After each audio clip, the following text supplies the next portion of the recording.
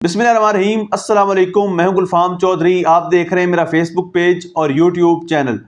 پاکستان کی سیاسی صورتحال پر انتہائی اہم ترین تجزیہ دیا ہے صدیق جان صاحب نے، اور اس وقت پاکستان کی سیاست کے اندر جو حقائق ہیں وہ انہوں نے بتائے۔ آئیے پہلے ان کی بات سنتے ہیں، پھر اس پر بات کرتے ہیں۔ پی ٹی آئی کو دیوار سے لگا دیا گیا ہے، کوئی دوسری طرف سے پی ٹی آئی کی طرف سے وہ نہیں ہے، اور پی ٹی آئی کے اندر جو باہر لوگ ہیں، اب دیکھنا کہ میں جب یہ بات کر رہا تھا ان کو کہ یہ جھوٹ بول رہے ہیں، اب آپ مجھے بتائیں کہ پی ٹی آئی کی پولیٹیکل کمیٹی کا جو اعلامیہ آیا تھا آج سے 4 دن پہلے 5 دن پہلے، وہ یہ تھا کہ ڈی چوک کا احتجاج مؤخر نہیں کیا جا رہا، کینسل نہیں کیا جا رہا، وہ جاری رہے گا۔ تو کہاں ہے احتجاج؟ کہاں ہیں لوگ کہ احتجاج ہے؟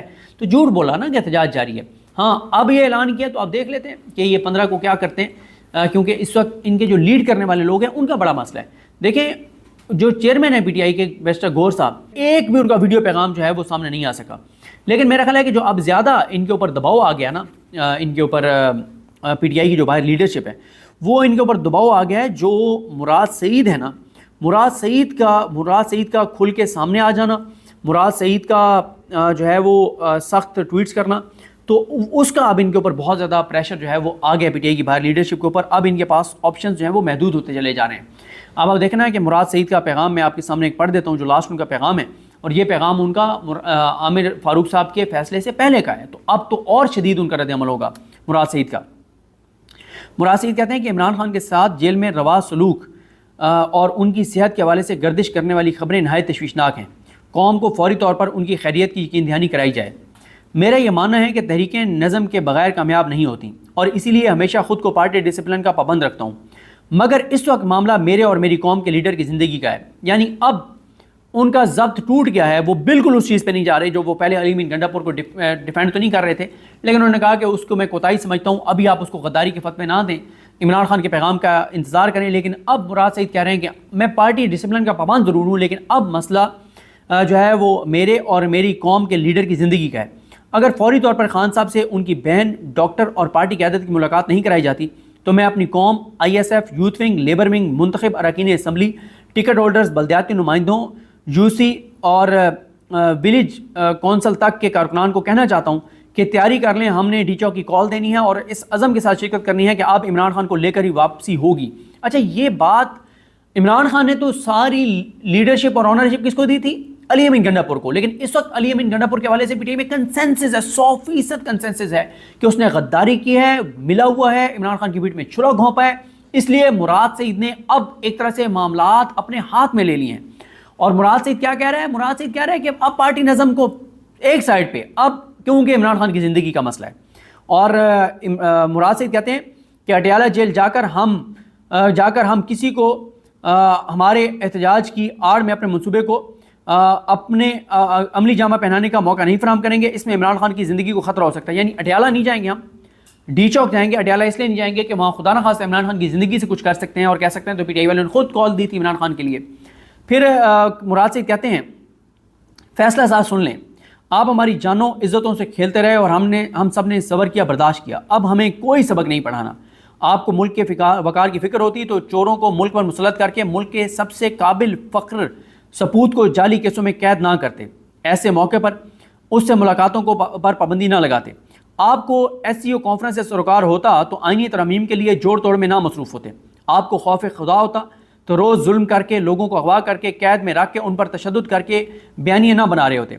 جو کیا سو آپ نے کیا، ہم نے پرامن رہتے ہوئے صرف اپنا حق مانگا، صرف انصاف کی بات کی، ظلم سہ کر بھی ہم مورد الزام ہی ہیں تو یوں ہی صحیح۔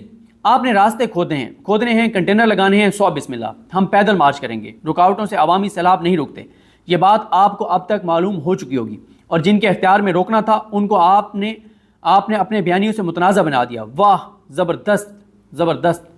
اور جن کے اختیار میں روکنا تھا ان کو آپ نے اپنے بیانیوں سے متنازع بنا دیا۔ اب جو نکلیں گے انہیں روکنا پھر ہمارے بھی بس میں نہ ہوگا۔ فوری طور پر عمران خان کی خیریت کی خبر یا ڈی چوک پر آپ سے سامنا، یہ کہنا ہے مراد سعید کا۔ اور مراد سعید کے اس ٹویٹ کے بعد ظاہر ہے علی امین گنڈا پور کے پاس اب کوئی راستہ نہیں بچا۔ آپ دیکھیں کہ لیڈ تو علی امین گنڈا پور نے کرنا تھا، عمران خان نے تو اختیار اس کو دیا ہوا تھا۔ کوئی بیان آپ نے دیکھا علی امین گنڈا پور کا؟ کوئی بات آپ نے سنی علی امین گنڈا پور کی؟ نہیں، کیونکہ علی امین گنڈا پور کمپرومائزڈ ہے، اور بہت گندی حد تک کمپرومائزڈ ہے، جس نے عمران خان کی پیٹھ میں چھرا گھونپا ہے۔ تو اب اور اس وقت میں آپ کو بتا دوں کہ اچھا ایک اور بات ہو رہی ہے کہ جی وہ کے پی کے ہاؤس جو ہے وہ ڈی سیل ہو گیا. دیکھیں کے پی کے ہاؤس ڈی سیل کر کے عامر فاروق صاحب نے کوئی پی ٹی آئی پہ احسان نہیں کیا.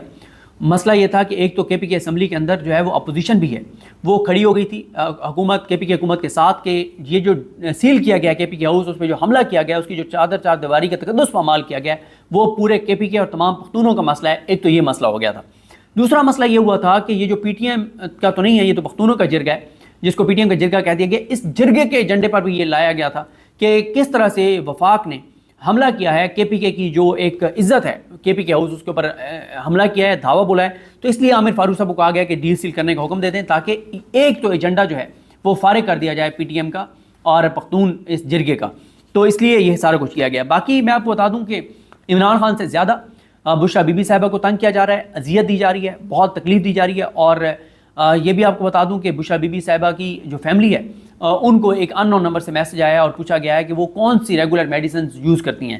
یعنی ایک طرح سے ان کو سائیکولوجیکل ڈسٹرب کیا گیا, ان کو ذہنی طور پر ٹارچر کیا گیا ہے یہ خبر دے کر کہ شاید ان کی طبیعت ناساز ہے اور پتہ نہیں چل رہا کہ کون سی میڈیسن وہ کھاتی ہیں. تو ان کی فیملی بھی بہت پریشان ہے اس وقت. اور اس وقت پی ٹی آئی کے اندر بھی بڑی تشویش ہے کہ عمران خان صاحب اور بشرا بی بی صاحبہ کو جو ہے وہ ٹارچر کیا جا رہا ہے. تو اس لیے جب تک عمران خان اور بشرا بی بی سے آپ کسی کی ملاقات نہیں کروا دی جاتی تب تک یہ خبریں بہت ڈسٹربنگ ہیں اور اس سے چیزیں خراب رہیں گی. اور ساتھ ہی میں نے آپ کو بتا دیا کہ علی مین گنڈا پور صاحب جو ہیں وہ کوئی اپنا وہ کردار ادا نہیں کر رہے جو ان کو کرنا چاہیے. تو اور جو پی ٹی آئی کے لوگ جو کور کمیٹی کے گروپ میں یا مختلف گروپس میں جو پارٹی کے گروپس ہیں اس میں جو وہ بات کر رہے ہیں کہ عمران خان نے جو پی ٹی ایم کے حوالے سے پیغام دیا تھا وہ پیغام جاری کیا جائے یا عمران خان صاحب نے کہا تھا کہ آئی جی کو فوراً ہٹا دیا جائے جو کچھ لاٹھی چارج ہوا پی ٹی ایم کے جرگے کے اوپر.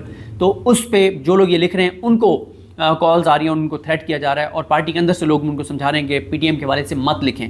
اور ان کو پارٹی کے کچھ لوگ بھی یہ کہہ رہے ہیں کہ بھئی آپ پی ٹی آئی کی بات کریں پی ٹی ایم کی بات نہ کریں, اس وقت اس کے حوالے سے بات کرنا بہت نقصان دہ ہو سکتا ہے. تو یہ ساری صورتحال ہے.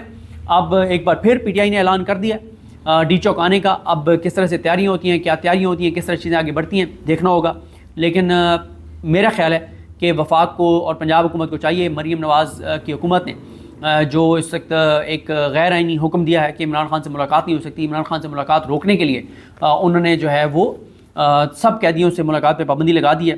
تو میرا خیال ہے کہ یہ اب آئیڈیل تو سچویشن یہی ہو سکتی ہے کہ عمران خان صاحب سے ملاقات کروا دی جائے تاکہ عمران خان صاحب سے جب ملاقات کروا دی جائے گی تو پھر یہ معاملہ سارے کا سارا جو ہے وہ رک جائے گا اور کچھ بھی ایسا نہیں ہوگا جس کے ہونے کے خدشات دوبارہ پیدا ہو گئے ہیں.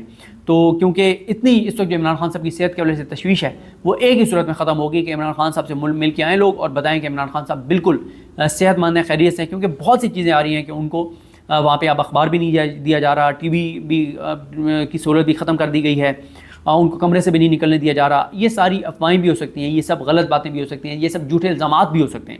لیکن یہ کب پتہ چلے گا کہ سچ ہے یہ جھوٹ ہے؟ جب عمران خان صاحب سے ملاقات کروائی جائے گی.